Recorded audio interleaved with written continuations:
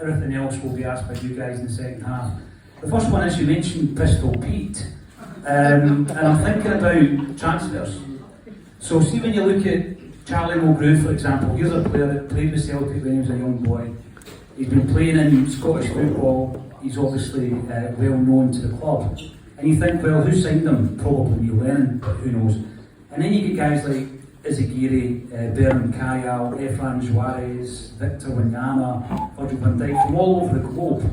So how does Celtic identify players, and how much say does the manager have in that? I would say, I don't know how it is today, but for Brendan, or how it was for Ange, but Neil had actually quite a big say when it came to put in the final word.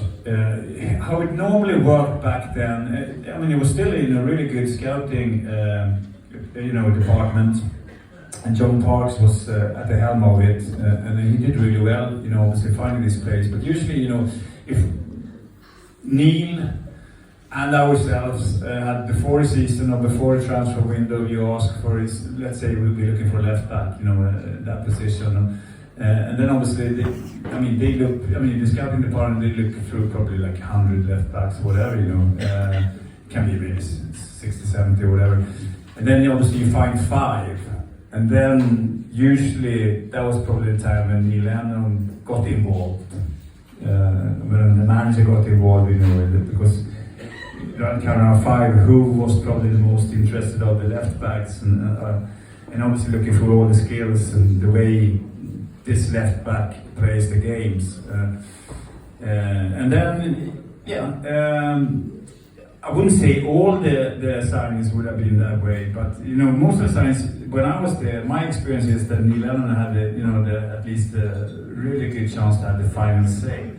I was looking at the Virgil van Dijk thing. The Virgil van Dijk thing is, obviously John Parks and all the scouts did a great job. We were looking for a centre half. Neil Lennon went to watch him twice. But then obviously, because he gave me a lot of confidence and responsibility when it came to the centre halves and the defenders, not only obviously to single out players, but tactically as well. So we had played our one of the league games, and Groningen, where Virgil was playing their last league game against Ajax away in Groningen on a Sunday. So Neil sent me out, to just tell him straight away, are we going to sign this lad or not? So I fly Sunday morning to Amsterdam, jump on a train, 2 hours to Groningen. It's Groningen Ajax. Ajax has already won the league, and after 5 minutes, this big lump is making a mistake. It's 1-0 Ajax. Rest of the half he was doing quite fine, and you could see he was a Rolls Royce. He was a bit of a big baby. I don't know what to call it, but he was like he was. But it was far much. It was bigger, bigger built in a way, but he was. You could see straight away, he was great on the ball, and it was like he was only playing in, second gear, if you had 5 gears.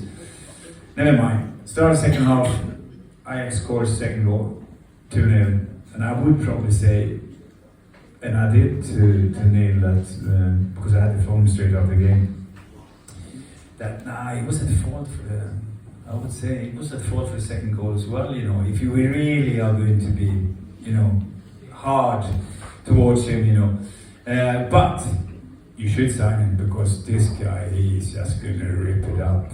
If you give him time. Obviously, I didn't know, because then he asked, how much is it going to cost? I don't have a clue. I was assistant manager. I didn't know what it was supposed to cost. The only thing I said, maybe you shouldn't go, crazy in a way, because he hasn't got any experience. He's only played for Groningen. It is Dutch football. They all think they're best in the world, regardless of position. You know how Dutch football is, they all think they're best.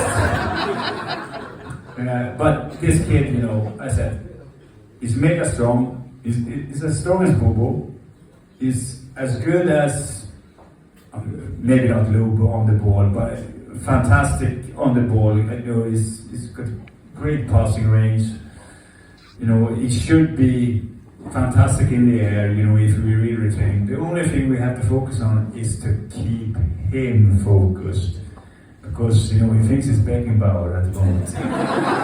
But, you know, lucky for us, for the club, we signed him, you know. And, you know, he's still, I would say, still the best player I've coached and trained with anyway. Virgil, he was superb. Fair play to Johan.